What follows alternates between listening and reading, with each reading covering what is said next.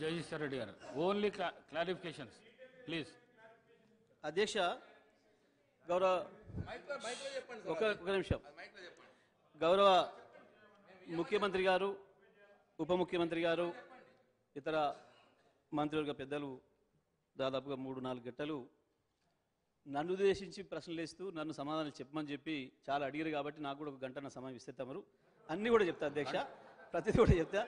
ఎందుకంటే ముఖ్యమంత్రి గారు కూడా నన్ను ఉద్దేశించి సూటిగా ప్రశ్నించారు, ఉప ముఖ్యమంత్రి గారు కూడా ప్రతిదీ కూడా నన్నే ప్రశ్నించారు. కాబట్టి నేను ఇప్పుడు విద్యాశాఖ మంత్రి కాకపోయినా నా మీద బాధ్యత పెట్టారు కాబట్టి వారు తప్పకుండా వారి సూచనలన్నీ కూడా నేను తీరుస్తా అధ్యక్ష, నాకు అభ్యంతరం లేదు. అధ్యక్ష, మాజీ మంత్రి గారు వారి మీద బాధ్యత పెట్టామని వారు అంటున్నారు. మేము ఎవరి మీద వారి మీద బాధ్యత పెట్టి 10 ఏళ్ళు చాలా భారం పడ్డాం అధ్యక్ష. ఇక బాధ్యత పెట్టదలుచుకోలేదు. దయచేసి మేమెవరు బాధ్యత పెట్టలేదు. జరిగింది చెప్పా.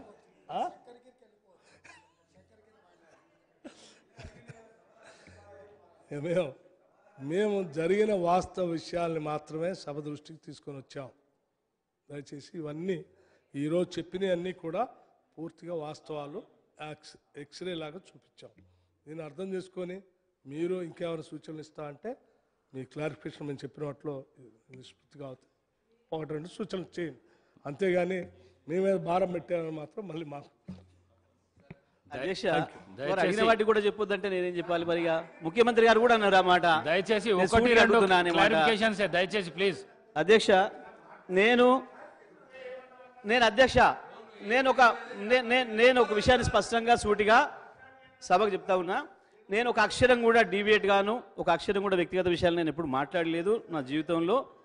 ఇవాళ కూడా వారికి ఎంతసేపు రెచ్చగొట్టినా నేను ఒకటే మాట ఛాలెంజ్ చేసిన తప్ప ఇంకో మాట కూడా నేను ఎప్పుడు మాట్లాడలేదు అధ్యక్ష. ఇప్పుడు కూడా నేను సబ్జెక్ట్ మీదనే పోదామంటున్నాను, నేను కాదనటం లేదు అధ్యక్ష. అది కూడా మీరు ఇచ్చిన శ్వేతపత్రం మీదనే మాట్లాడదామంటున్నా. అదే సందర్భంలో తమరు ముఖ్యమంత్రి గారు కావచ్చు, ఉప ముఖ్యమంత్రి గారు కూడా కొన్ని విషయాలు మాట్లాడారు, ప్రస్తావించిన సంబంధించి వాటి మాత్రమే నేను క్లారిఫికేషన్ సంబంధించి మాట్లాడతానని చెప్తా ఉన్నా అధ్యక్ష. నేను వేరే ఎక్కువ మాట్లాడడం లేదు. ఆస్తులకు సంబంధించి, అప్పులకు సంబంధించి మీరు దీంట్లో పేర్కొన్న విషయాలు నేనేం కాదనలేదు. నేను ప్రారంభంలోనే చెప్పిన శ్వేతపత్రాన్ని మేము ఆహ్వానిస్తున్నాం, అందులో సందేహం ఏం లేదు. దీంట్లో ఉన్న మాట మీద పోదాం, అందులో సందేహం లేదనే విషయం చెప్పిన. ఇప్పుడు కూడా స్టిల్ నేను అదే మాట మీద నిలబడి ఉన్నా. ఈ రాష్ట్రం వచ్చే నాటికి అసలే ఏమీ లేదు అని చెప్పి నేను చెప్పినా అని చెప్పి వారు మాట్లాడింది అది సరైనది కాదు. నేను చాలా స్పష్టంగా చెప్పిన ఈ రాష్ట్రం వచ్చే నాటికి విద్యుత్ స్థాపిత సామర్థ్యం 7,700 మెగావాట్ల పైన ఉంది. ఆ రోజుకి అప్పులు 22,000 కోట్ల చిల్లర ఉన్నాయి, ఆస్తులు 44,000 కోట్లు ఉన్నాయి అనే విషయాన్ని స్పష్టంగా చెప్పిన నేను. ఆ రోజు ఇవాళ మీరు ఏదైతే దీంట్లో ఇచ్చిండ్రో ఇదే విషయాన్ని నేను చెప్పిన. ఆ రోజుకి విద్యుత్తు ఇస్తున్నది వ్యవసాయ రంగానికి 6 గంటలు పూస్పెల్స్లోని మీరే రాసుకున్నారు, అదే విషయం చెప్పిన. అదేవిధంగా పవర్ కట్స్ ఇతర రంగాలకు 4 నుంచి 8 గంటలు ఉన్నాయనే విషయాన్ని చెప్పారు, నేను అదే చెప్పిన. అదేవిధంగా వ్యవసాయ రంగానికి ఇచ్చిన విషయం చెప్పిన. పరిశ్రమలకు 2 రోజులు హాలిడేస్ ఉండే అంత ముందనే విషయాన్ని అది నేను కూడా